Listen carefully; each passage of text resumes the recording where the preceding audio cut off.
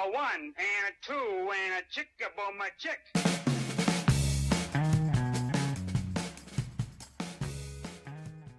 Hey friends, you tired of marketing agencies who talk a big game but don't get the contracting world? You're not alone.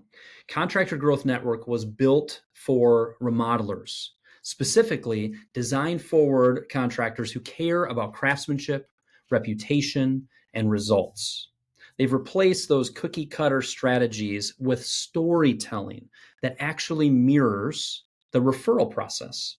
Kind of makes sense. So if you've been burned by generic marketing firms in the past, give Contractor Growth Network a shot at doing things the right way. Go to contractorgrowthnetwork.com and see what happens when your marketing actually aligns with how homeowners buy. That's contractorgrowthnetwork.com. Hi guys, it's Bailey from Remodelers On The Rise. What you're about to hear is a rebroadcast of one of our most popular episodes where Kyle walks through the how and why to make your next hire, kind of identifying your next key hire, how it'll help move your business forward, and kind of how to grow in a sustainable way. Enjoy. Hello, friends. Welcome to a solo, just me, myself, and I, suppose three people, just me, myself, and I, solo version of Remodelers On The Rise. I do hope that you are enjoying the podcast. Try to keep a good variety of encouraging content for you. I think with coaching in general, whether it's a mentor of yours, whether it is a coach who does this professionally like me, a huge part is to try to give you clarity on what to work on, belief that you can do it, encouragement, guidance, showing you the path a little more clearly so you can confidently take steps forward. Coaching is a lot of those things. And I hope even just by listening to the podcast, you're being encouraged to continue to be a remodeler on the rise. What that means is 6 months ago compared to now, you have risen, which means that you are better in this area. You've improved in this area. You continue almost like a sales chart or an improvement chart. You continue to improve incrementally. You're moving in the right direction. You're not regressing. You're a remodeler on the rise. I had a friend of mine. It's actually, yeah, that's how it is. And Bailey, you're listening to this.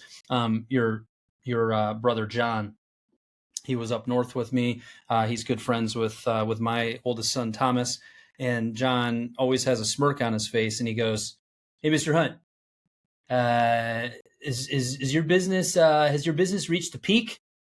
And I said, "No, I don't think so. I'm still kind of in my prime." And he goes, "Well, once it's reached the peak and it starts going back the other way, you know what the business name's going to be? Instead of Remodelers on the Rise, it's going to be Remodelers on the Fall. And you're going to interview depressed remodelers who are regressing in their business and they don't make any money anymore." And he thought it was hilarious. And it was kind of funny. But this is all about Remodelers on the Rise, continual, ongoing improvement. And I hope you enjoy the show. Reach out anytime, by the way. I'm just a person up here in beautiful Brighton, Michigan. I've been coaching for going on 15 years now. Got a variety of courses, one-on-one coaching. We got the VIP club. Don't hesitate to reach out. One of my favorite things to do is to talk to somebody that's been following my work for a while, hear their story, and just give them some advice over a complimentary Zoom call. So don't be shy. Today's episode, what I wanted to kind of riff on a bit is who is your next hire and why? Who is your next hire and why? And I wanted to give you some thoughts and some guidance on that topic. One of the first things that I would very much encourage each of you listening to this to do is to create your current org chart, O-R-G, your current org chart. A lot of you listening are visual learners, people that that work in remodeling, run remodeling businesses. A lot of you, and just a lot of humans in general, are very visual learners. It's helpful to kind of see it in front of you. Can you please pull out a sheet of paper? It can be as simple as that, or pull up a document, and I need you to create an org chart. What you currently have as your business. So if you are the owner, yep, you got that box at the top. Put a little box, owner, put your name in it. Underneath there, we've got the sales and the marketing side of things. If you're the only salesperson, put your name next to it.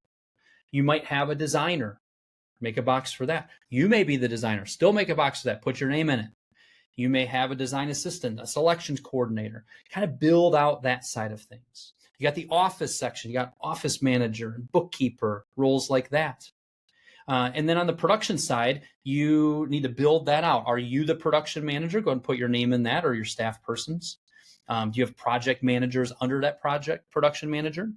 Do you have lead carpenters? Do you have apprentices? Maybe there's a few key trade partners that you do a lot of work with. Perhaps you even include them. What I want you to do is create your current org chart. And even when you are wearing 4 or 5 hats, or somebody in your team is wearing multiple hats, make sure you have a box for each. When you can see it, when you can visually see it, it already starts getting you thinking. And again, the topic today is, who is your next hire and why? Who is your next hire and why? What I want to kind of look at with the org chart is to see, all right, what am I seeing here? Are there any weak links? Is there somebody that you don't need to have on the team anymore? Is there a tough decision and conversation that you need to make, and perhaps they either need to be off the team, or maybe there's a better role for them there? When you look at the positions that you have around you, where are the bottlenecks? Where are you kind of getting stuck in the sales and the design development process and the production process? Kind of be thinking strategically about that. When you look at each box on your org chart, how is the capacity for each of those team members? Is there 120% worth of work for that production manager? And that person is always spread thin. They're not as proactive as they should be on lining up the upcoming 2 weeks. They're not as proactive as you'd like them to be when it comes to job costing, when it comes to training the production team. Look at the capacity throughout your org chart. Where are people kind of bursting at the seams? Where are you needing to add capacity or take some responsibilities off of some folks? I'm wanting you just to analyze this, to look at this, and to start thinking strategically about it. Does that make sense? So I want you to create that org chart and start to ask some of these questions. Analyze that org chart. What are you seeing? What connections are you making? Are there certain team members that have too many hats on? If so, what would be one of those hats that you might be able to take off their plate? I want you to be thinking about things like that. And then secondly, create that future org chart. Think through, and maybe you just put it out there maybe 3 years, not 30 years. Maybe you put it out there about 3 years. Are there new positions that you're wanting to hire for? Are there certain hats that you want to take off some team members so they could focus exclusively on one area so they can do a better job in that area versus an okay job in multiple different areas? So create that current org chart, create that future org chart, and really start to get a visual understanding of that. Okay. So that is an idea that you may have heard of that. I would say 1 out of every 50 remodelers listening to this have actually gone through and created a current org chart and a future org chart. I would highly encourage you to do that. All right. So that's one main takeaway. Referrals are great until they're not. If your business lives and dies by word of mouth, you're gambling with your growth. Contractor Growth Network helps remodelers create a steady stream of referral quality leads online. Leads that already trust your brand before they even reach out. Think of it like turning your best past projects into 24/7 sales reps, telling your story to the next perfect client. If you're ready to stop relying on chance, go to contractorgrowthnetwork.com. That's contractorgrowthnetwork.com, where strategy replaces hope. The second thing is, who is your next hire and why? And I want to just kind of brainstorm with you and talk about common positions that I see a lot of my clients adding to their company, creating in their company. and just thinking back that have been really key roles that they have filled that's allowed them to continue to rise, continue to improve. Okay. So here's just some common ones, again, hopefully just to get you thinking. One would be an office manager. An office manager. If you do not currently have an office manager, I think of one of my clients, Revive Properties down in Florida, where it was Jake, the owner, doing a lot of office manager related work. His wife, MC, was doing some of that work as well. And I'm looking at their business and saying, I think you're ready to grow into that next phase. And the next hire for you is an office manager. You need to take a lot of that quote unquote $10 an hour work. I like to put our work that we do in buckets of $10 an hour, $100 an hour, $1,000 an hour. With inflation and all of that, I should probably adjust that, but 10, 100, 1,000. When you look at the work that you're doing day in and day out, what you'll notice sometimes is that instead of doing that $1,000 an hour work, the most valuable work that you could and should be focused on, you're finding yourself spending too much time doing that quote unquote $10 an hour work. You're actually entering in the invoices and the billings into QuickBooks. You're taking care of all of the billing. You're just doing basic ordering, things that are low value things for you to be doing. And in Jake's case, I was seeing him do a lot of that at the expense of the $100 and $1,000 work. And what it really took to create this position for their business is, number one, to start paying attention to all of the work that an office manager could do. Holy cow, I guess they could do permitting. Wow, they could follow up with some of my trade partners to get quotes and help on some of that estimating side of things. They could take QuickBooks totally off my plate and run with that, where I can just be reviewing it and reviewing the financials instead of being the one that puts everything in there. Oh, they can just take care of the mail. They can just take care of the basic office related needs. And then sometimes when you, number one, create that list, all of a sudden it becomes more real. This was the next position they needed to hire. It's been a year and a half or so now since they've done it. And the why is because he was in the weeds of $10 work way too often.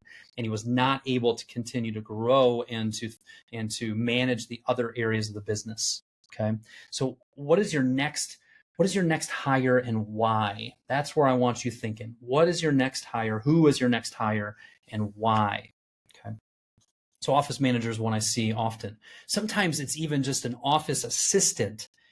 Sometimes some of you listening aren't able to afford a full-time office manager. And what you need to do is just take a baby step forward and find somebody for 10 hours a week. It is much more affordable. It is much more doable. There's a lot of remote options, and you would be surprised at what a relief and what a nice step forward it can be to have somebody working on your team for 10 hours a week to do a lot of that office and behind the scenes and quote unquote $10 an hour work. Okay. Who is your next hire and why? Another example that I see often is the designer side of things. The designer side of things. I'm thinking of Ford Custom Renovations out in Pennsylvania. And, either in that case, Daniel doing some of the design work, farming some of the design and selections help out. And they needed somebody in-house to really drive the design and development and selections process forward. It was taking way too long. Trade partners they had in place for some of that wasn't working very well. Daniel had too much of that work on his plate. That was the next hire that they needed to make. And the reason for that is cycle time was taking too long. Daniel had way too much work on his plate. We needed to reduce that workload. And it was a very, very key hire for them. That was about a year and a half ago for him as well. So when you think about the design and the selections side of your business, perhaps that's your next hire.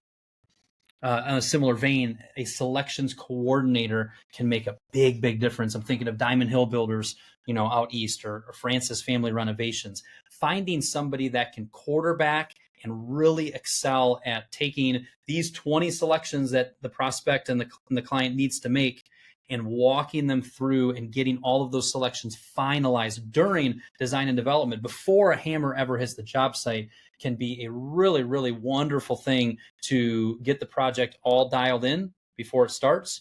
And it also allows the ripple effect of production to be a lot smoother because we're not making last minute choices and decisions.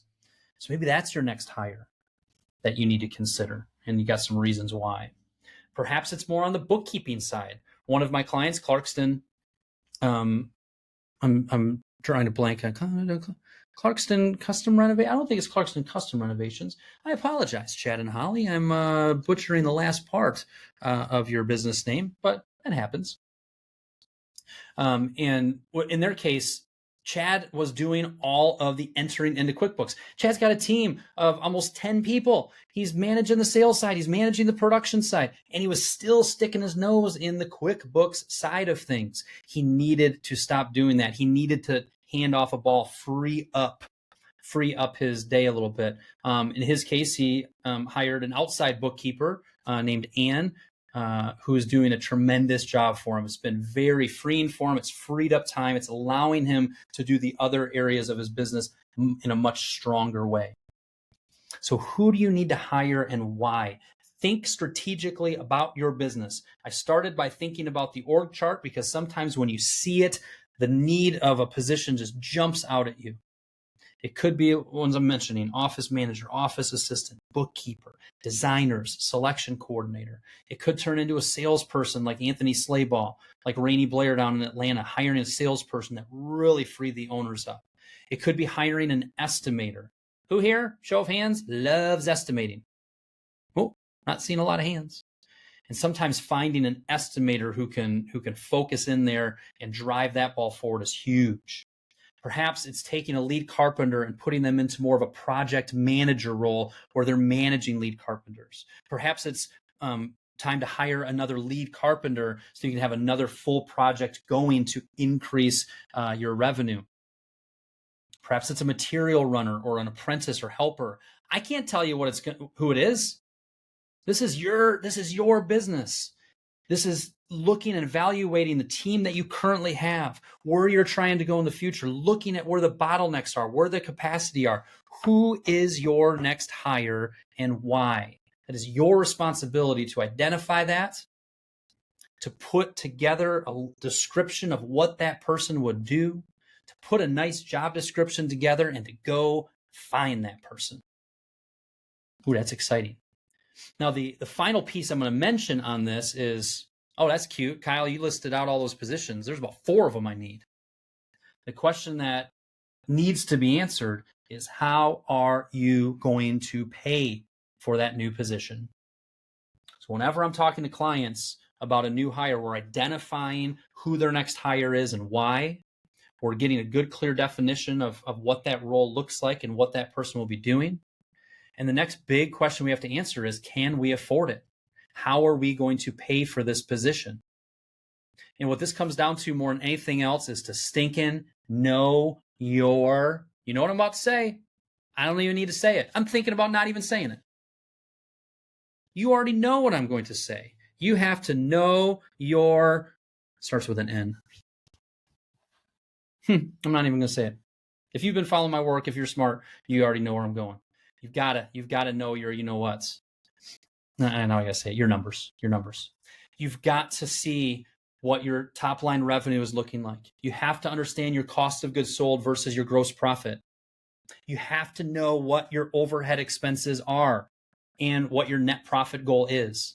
Let's stick in that overhead expenses. If I am going to hire an office manager, and I currently have, when I tally up all of my overhead expenses, including my owner's salary, my overhead expenses equals $300,000.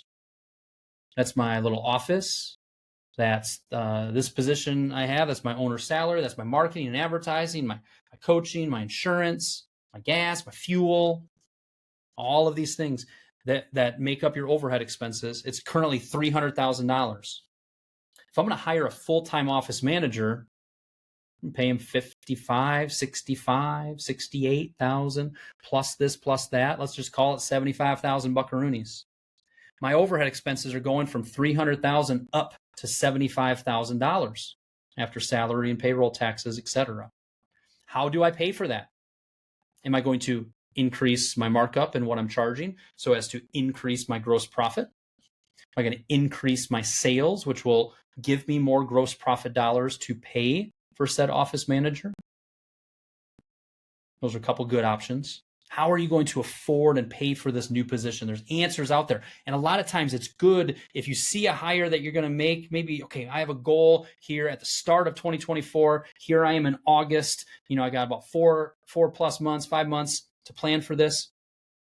And, I'm going to change my mark. I'm going to change how I'm pricing my work so that I'm starting to charge for that higher overhead amount.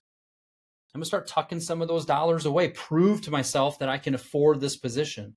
Strategy, that's called running a business. What I'm describing there is called running a professional business. I'm being strategic about who my next hire is and why. I'm being thoughtful about how I'm going to pay for that person, the impact that position is going to have on our business. And that's going to help me confidently make this decision. I don't make hiring decisions if I don't know my numbers. I don't make hiring decisions by crossing my fingers and hoping I have enough money to do it. That's how people go out of business. That's how people lose money. We are not like that on the Remodelers on the Rise show. We plan for it. We prepare for it. We budget for it. We can confidently say, this is who I'm hiring next and why, and this is how I'm going to pay for them. And this is how I'm preparing to do that. Okay. So those are a few thoughts for you on today's Remodelers on the Rise show. Who is your next hire and why? Let's look at your current org chart. Let's think through the future org chart.